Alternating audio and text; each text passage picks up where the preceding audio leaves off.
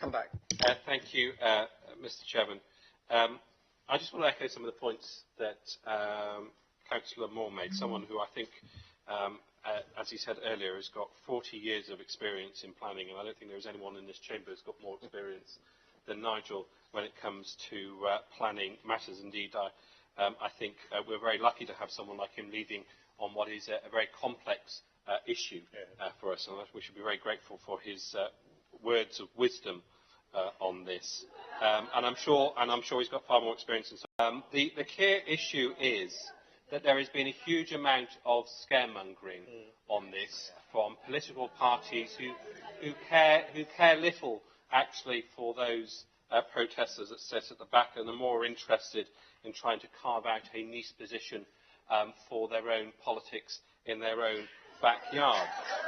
And I do feel there are many in this chamber who pointed out continually from day one that when reports were being published about the viability of fracking in Gloucestershire, the viability of fracking in Gloucestershire as a prospect was very, very low. And in fact, there were many in this chamber and many in the community were saying that they didn't believe that the sort of fracking opportunities that were being talked about would actually be practical in reality. And what we've seen is that one licence that was actually issued being handed back. And I think that in itself speaks volumes around the opportunities of fracking in this county and the realities that we will be facing through the planning process. Nonetheless, there is a conversation that needs to be taking place nationally about energy security.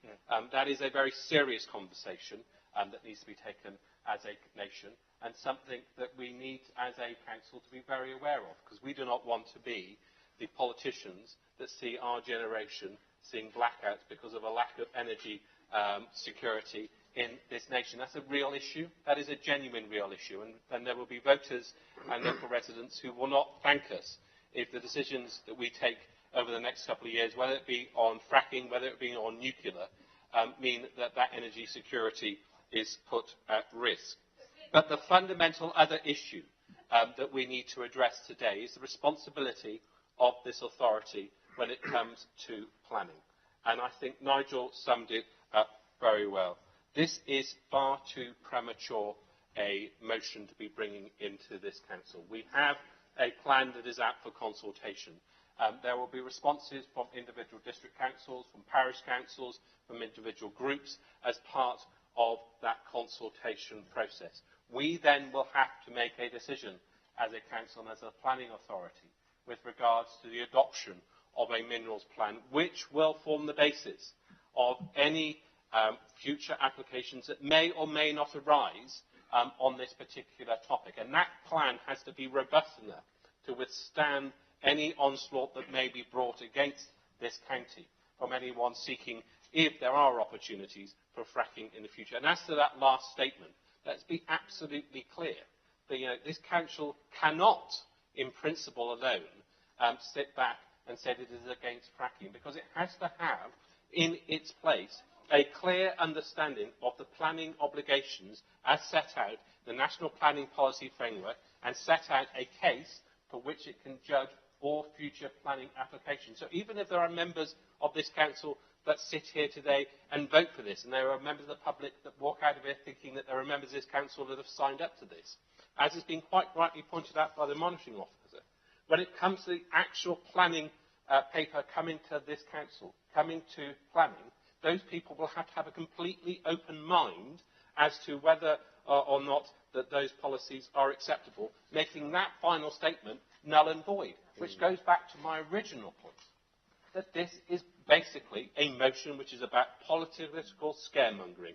It has nothing to do with the reality of the process that we're in, and that is why we are not going to participate in this farce, and we will be abstaining. Thank you.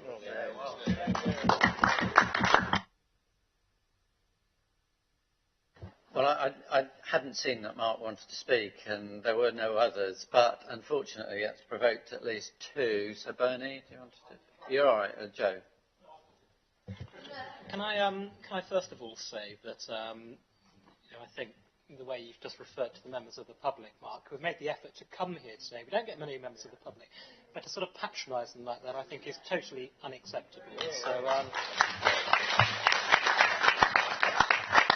I think the second thing that I'd like to say is that, we talk about climate change, and Mark, you talk about the lights going out. But what statement does it send that this Conservative government has scrapped the Department for Energy and Climate Change?